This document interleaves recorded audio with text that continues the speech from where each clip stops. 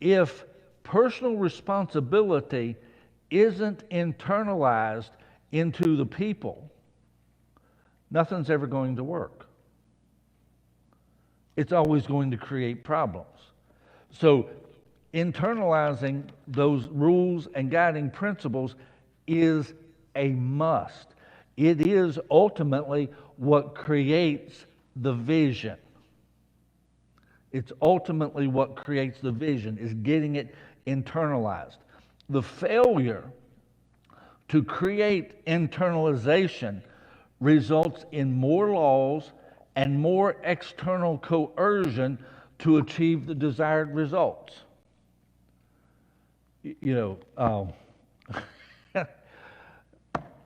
I had been studying some of these things and learning some of this, and in all honesty, I had to watch how I expressed myself. But when the whole thing with COVID first hit, and Governor Northam comes out and starts doing his press conferences, one of the things he said early on, and I had just realized this principle, that the less internalization that you have of the guiding principles, it creates a need for more laws. And he stands up, I don't know if any of y'all remember this, he said, "We have worked so hard in this past year. We have passed more laws than have ever been passed in 1 year in the state of Virginia." And I'm sitting there, and when I heard that, I thought, then you're not doing your job. Because the need for more laws is a sign that internalization of proper values is not happening. The more you have to pass new laws and this and that and the other, you're not getting things internalized in people. Now, part of that is by design. We're going to get into the educational system here in just a moment. And from the 30,000-foot level, education is not for what you think it's for. But after we talk about what the educational system is actually for, you will understand the state of our educational system. When you understand what it's really for, it's not for education. Let me say that again. The educational system is not for education. The 3 R's, reading, writing, reading, writing, and I kept trying to put the R there, but it's arithmetic. The A. Amen. Reading, writing, and arithmetic. Now that's included, but it's not the primary purpose of education from the 30,000-foot level. It's not the primary purpose. It's a secondary purpose. Now, with it, you say, well, it should be. I understand. But from the 30,000-foot level, it also should not be the primary purpose. It should be a part of it. It should be an emphasis of it. But ultimately, I'll go ahead and skip ahead. The educational system is for the internalization of the values of a nation. That's really ultimately what it's for. And with that, obviously, it helps and is a necessary thing to educate people in the 3 R's. But let's go on. So the failure to create this internalization creates the need for more laws. See, social structures are the way in which the guiding principles are internalized within a society. The social structures. Why is it? And these are just rhetorical. Why is it that an organization like the Boy Scouts came under such attack? Because it was a significant social structure in our nation that impacted so many boys. Girl Scouts, again, it's a significant social structure.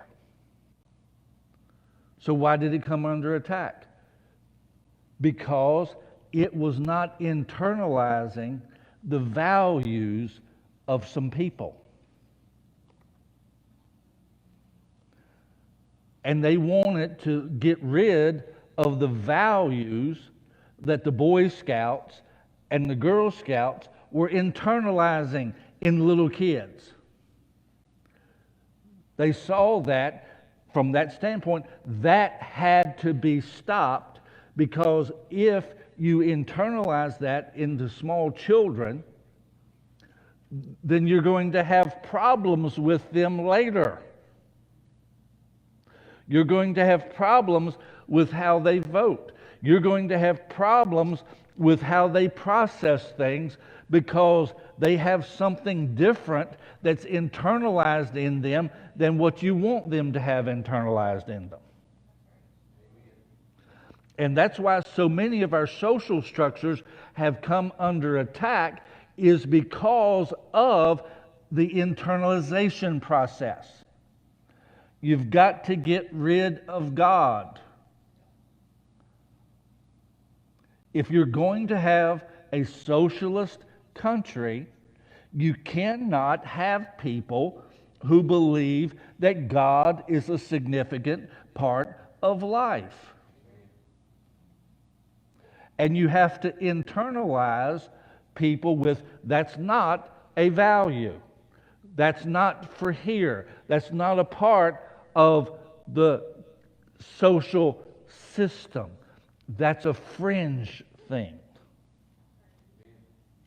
And that's why those types of things are attacked, along with a lot of others. The social structures are the primary way in which these guiding principles are internalized within a society. And here's the primary social structures. This is not all of them, but it's the main headings. The primary social structures of a nation are its economic, legal, and political systems. The economic, legal, and political systems. Those three either create, manage, or regulate all other systems. They either create it or manage it. And they're they're influenced one by the other. Again, we're in a campaign, political campaign season right now.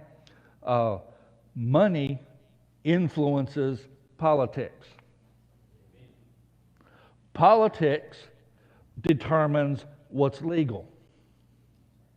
Legalities determine what the economic system can do. And the economic system realizes that if they don't like some of those things, then they need to affect the political system. Those are the three primary things. And that's never going to change. It is true in every nation. It's true in every nation from that standpoint. It's not a reality. Well, we just need to change that. You're not going to change it. It's like, well, I want to live some other way than by breathing. Good luck.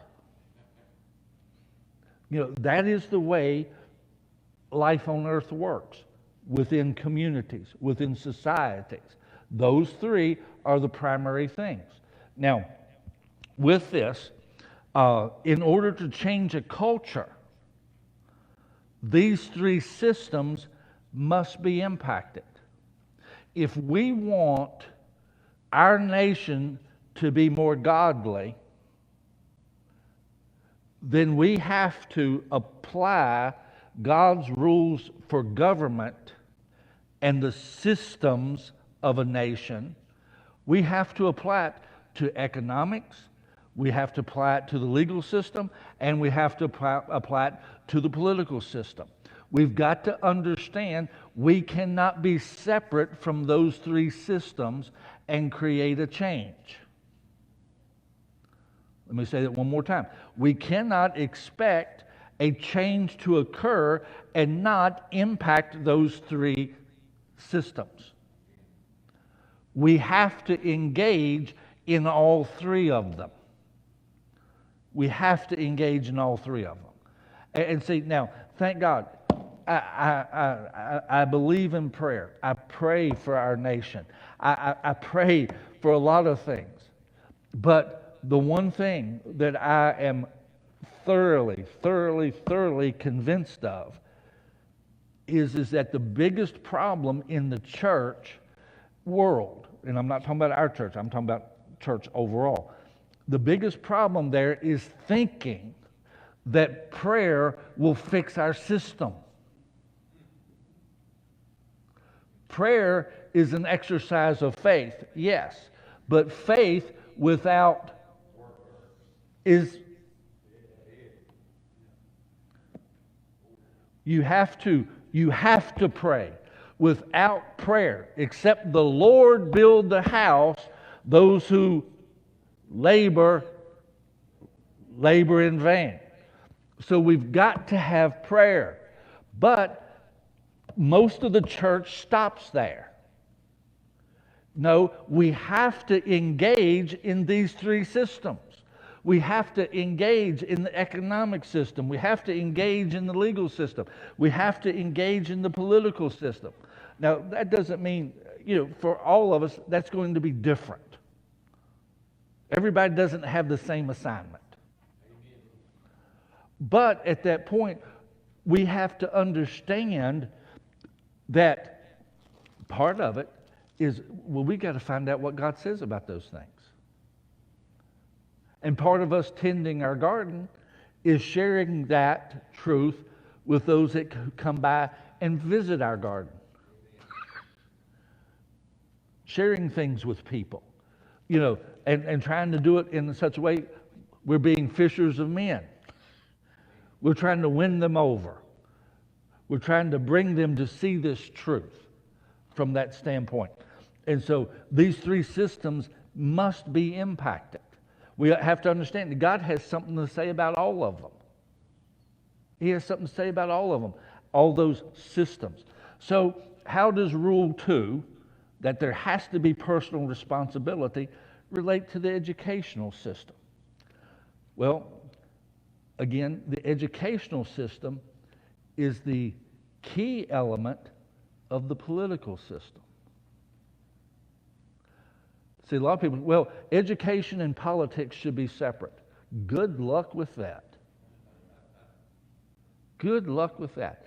A gentleman by the name of Horace Mann in the late 1800s, he's really, now Dewey is called the father of modern education, but he was influenced by Mann.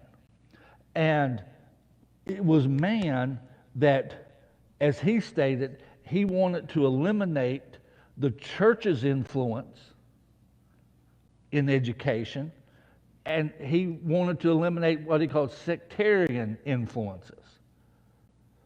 And so with that, primarily, he was an agnostic. He didn't want God and the church involved in education. Why? Well, let's put it this way. A lot of people say, well, because it shouldn't be. Here's the thing. Church is a belief system. Being an agnostic is a belief system.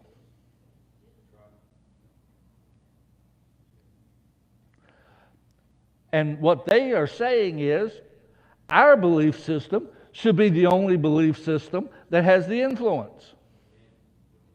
We don't want your belief system to have any influence. Well, that's a very democratic approach in a democratic republic. No, everybody should, to some degree, have a voice in the process. Everybody should have a voice in the process. And if you would, all should be, to one degree or another, respected. But again, the difference between liberty and freedom is being unrestrained. Liberty is freedom within a framework.